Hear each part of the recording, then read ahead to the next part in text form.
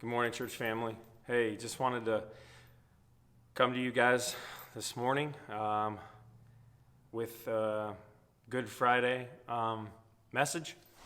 Not message, check-in, I guess is a better way to say it. I guess it's a little bit of a message. I wanted to come to you yesterday with Maundy Thursday message, and the day just got away from me with working on updating live stream functionality and the others, prepping for a board meeting, just lots of different things, doing some study. It was 4 o'clock before I knew it, and I was never able to bring a video to you yesterday, but I wanted to do that this morning before the day got going. The last few days of our Lenten Devo have been pretty good, pretty profound, I would say, in how they're leading us. And then this morning, personally for me, the Lenten Devo, I was teared up most of the time, just kind of realizing what Good Friday really means.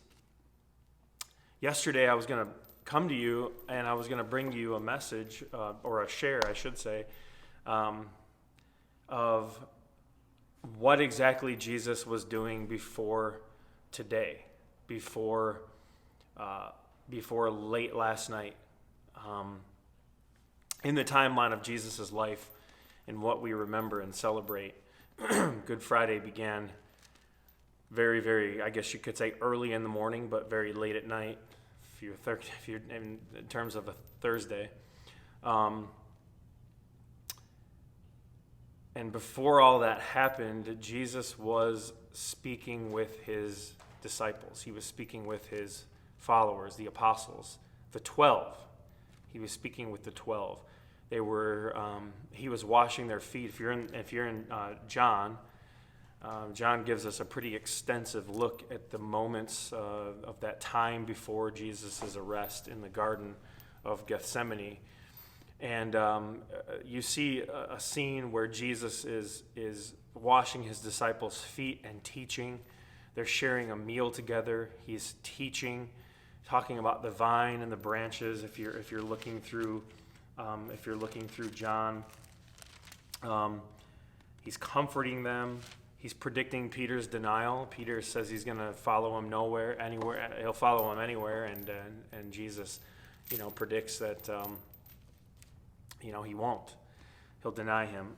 And then he just keeps teaching this whole time that they're having this moment where they're sharing in a meal together, washing of the feet together, Jesus predicting his death right before all those things, Jesus teaching the way of the Father, that the world's going to hate the disciples because they hated him, just teaching and talking about the work of the Holy Spirit. All of John from 13, some of 13, on through John 17 is almost nothing but Jesus' words. If you have a red Bible, it's pretty clear.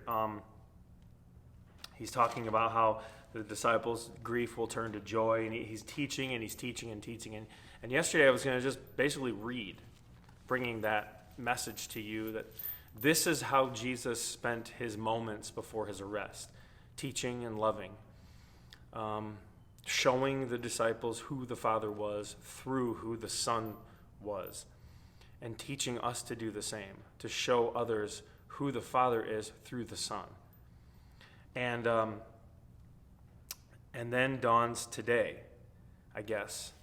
In the timeline, where are we at now? It's 9:44.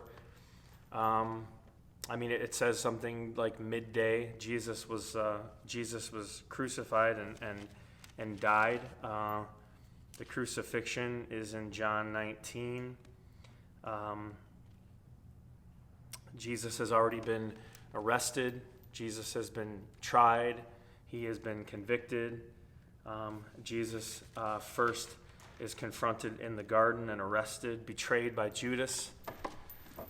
I want you to remember that Judas was one of the 12 Jesus was teaching and speaking to.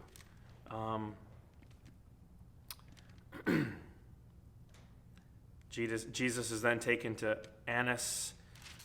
We see Peter deny him. He's taken to the high priest. He's taken to before Pilate, and finally he is sentenced to be crucified. He's beaten, flogged, however you want to call that. He's forced to carry a cross to Golgotha, or Skull Hill, I guess plain way of saying that, which will be later today. If we're going to live in the timeline of today, I encouraged you on Sunday to live in the tension of this week between Palm Sunday and Easter Sunday. The tension of what we thought was a celebration on Palm Sunday of the incoming King to today. We call it Good Friday, but it was anything but a good day for Jesus. Today was the day that Jesus was born for. Today was the day that Jesus prepared for. Today was the day of our remembrance. Today was the day that Jesus anguished over in the garden, praying to the Father if there was any other way to remove this cup from him. But nevertheless, your will be done, Father. Today was that day. These moments are that moment. Pain that we could never understand. The weight of sin that we could never know. We know the weight of our own sin. I'm wearing these chains as a visual, and I'm sitting next to the cross, which is this visual that I want to try to help us grasp hold of today in this tension. The tension between this instrument of death, which Christ willingly went to for this weight, for the chains of my sin, for the chains of your sin, for the chains of those who were ridiculing him and spitting on him and beating him and pushing him and calling him names and calling for his crucifixion, for those leaders that wanted him gone, that thought getting rid of one would be would help and be worth it in terms of them as a people to continue on what they thought was to be the will of God. He bore that sin of everyone today. And so we see a moment where Jesus is taken, beaten, forced to the cross, and these moments in John chapter 19 where we see that time of Jesus. Now, we have the benefit of this book. We have the benefit of the complete story. We have the benefit of knowing that Easter is 3, quote, days away. No one in this time did except Christ. But in those moments of carrying our sin on his shoulders, carrying our sin in his hands and feet nailed to the cross, he knew what it was to be fully human and knew what it was to be full in sin, taking that sin upon himself. And so we want to live in that tension today. We want to be in that moment. We don't want to skip ahead to Jesus' death and resurrection today. We want to live in this moment of crucifixion and death. And I know that may sound crazy, but I think it's important. In our Lenten Devo, this book today, Dr. Middendorf writes this, and I think it's pretty profound for us today.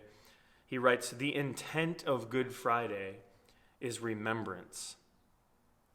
This is a day of the year when we should not rush past the details, the realization of the cost of our redemption. This day of all days should humble us. Spend time in quiet meditation. Ponder the implication that apart from the suffering death of Jesus on our behalf, we would have no hope. The good was not in the agony and suffering death. The good was what the agony and suffering and death accomplished for all. And in that suffering was the pattern for all that his kingdom represents. And then Peter writes in 1 Peter, one of Peter's letters, Peter writes, "For you know that it was not with perishable things such as silver or gold that you were redeemed from the empty way of life handed down to you from your ancestors." The law, he's kind of speaking of the law. Jesus became the culmination, the completion of that law. But Peter continues to write, "But with the precious blood of Christ, a lamb without blemish or defect." 1 Peter 1:18-19.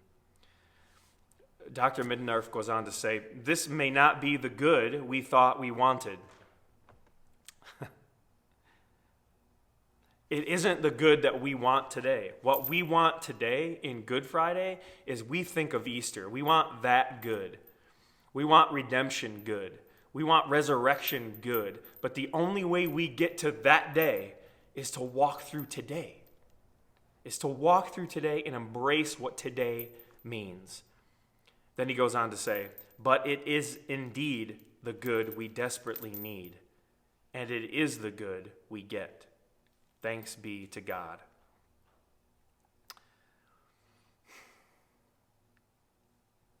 I like what he also says in our third reflect and practice section. He writes, "We remember Good Friday year after year. Why? The outcome does not change. Judas does not have a change of heart. Jesus does not decide to assemble his followers and fight back. Yet we return to the same story again and again, the same betrayal, the same refusal to answer violence with violence, the same submission unto death. How does repeated immersion and participation in the story of God reform us? How might this discipline elicit deeper trust and faithfulness?"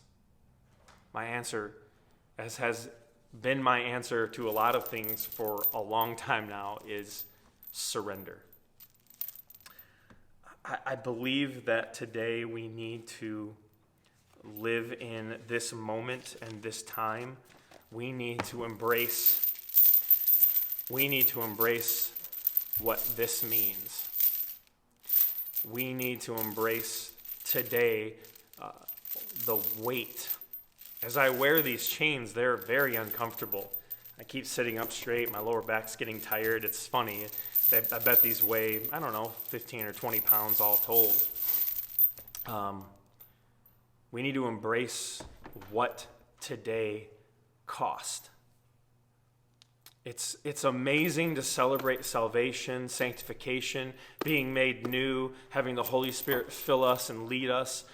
It's amazing to worship God and in His love and grace and His goodness, Him giving us peace and hope, Him giving us a bridge back to God, bridging the gap that sin broke. Back into relationship with Him. It's amazing to worship that kind of Christ's gift. But we cannot skip what it cost. We cannot gloss over how we came to this moment. We cannot allow today to go by without allowing the uncomfortableness of what carrying our sin must have been like. To be hung from this cross, to be hung from a cross, to be nailed, to be hated, to be deserted. I mean, we only see really that John and some of the women followers are all that has remained to see Christ through this moment in his life and yet they are from a distance doing so. Everyone else has scattered, afraid. On Sunday, we're going to be speaking about Easter for sure, but we're going to be in John 20, verses 19 to 23, which is when Jesus appears to his disciples. And we're going to kind of be in that moment of celebration and what it means, but today is John 18 through 19. And now in this moment, at this time of the day, we're in John 19. Sentenced to be crucified, the crucifixion, and the death of Jesus. Tonight will be the burial before sundown, based on Jewish Passover happening and the custom of the day. They had to get it done, get him in the tomb quickly. But everyone went to sleep that night, whether ragged from fear and despair, or ragged from preparing Christ's body, or ragged from the process of killing him, or mocking him, or whatever. They went to sleep that night not knowing what Sunday would bring. Jesus told them many times. We see that and wonder, how did they not see? How do we not see? How did I live 25 years of my life, 24 years of my life, not ever giving 2 cents worth to the notion of God? How did I, for 5 years of my newfound faith, continue to struggle with surrender? Taking it back and doing my own thing and failing time and time again, living in sin, knowing it was wrong, doing it anyway. How did it take me until I was 20, 28, 29 years old to finally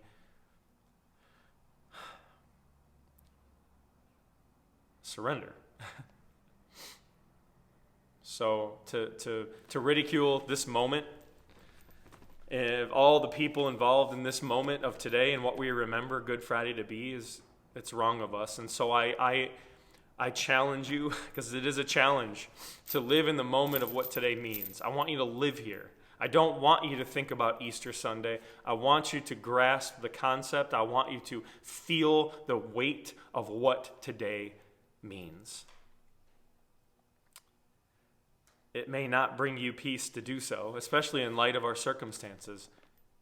The governor's declared our shutdown, social distancing, everything to continue till the end of the month.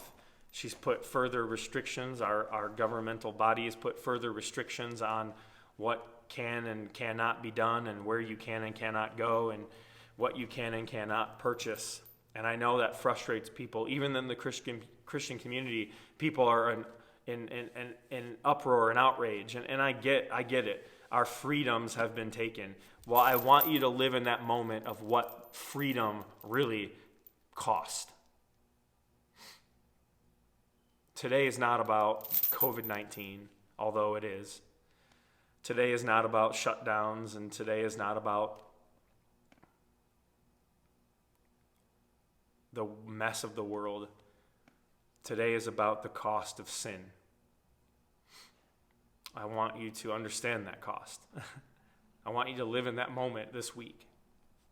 I want you to live in that moment today. Because Sunday will dawn, a day unlike any. There will only be one day comparable when Christ comes back.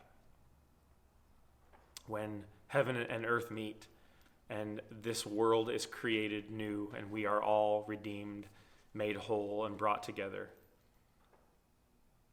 That day will compare. Not even Jesus' birth compared to his resurrection. And I say that lightly. It does, for sure. Don't get me wrong. But his death was why he came. And so I know this video is long, but I want you to just live in this moment of tension, of silence, I want you to understand what it cost. I want you to grab hold of that feeling. I want you to feel the weight.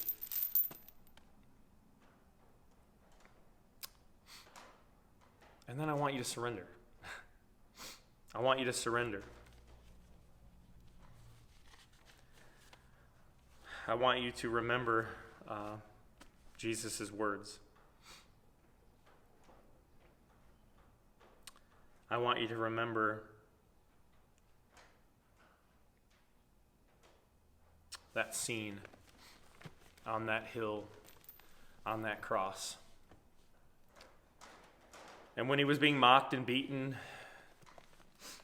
after he was hung, looking out, he asks God to forgive them.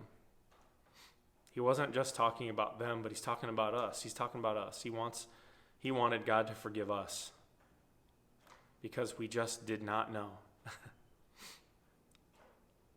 So sit in the tension of today.